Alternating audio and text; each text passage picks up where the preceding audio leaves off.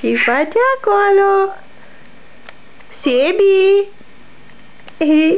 Ce faci acolo? Ține acolo! Lasă ușa, mama! Sebi! Da, gata, cred că plecăm la plimbare. Plecăm la plimbare? Sebi! Ce faci acolo? Ține acolo! Atâta treabă ai tu cu ușa aceea? Sebi! Alo! Ce faci acolo?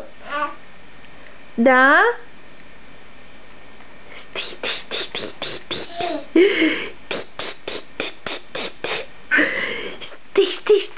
Stai, că te prind acum. Stai.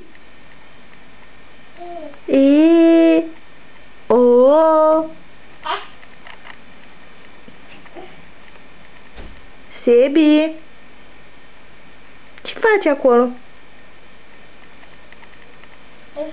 Sebi?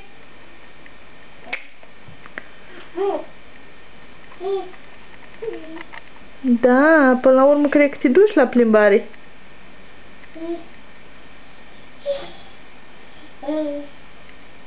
Da. Câtă treabă poți să ai tu cu ușa aceea? Nu? Sebi? Sebi? Da, păi uite-te la mine.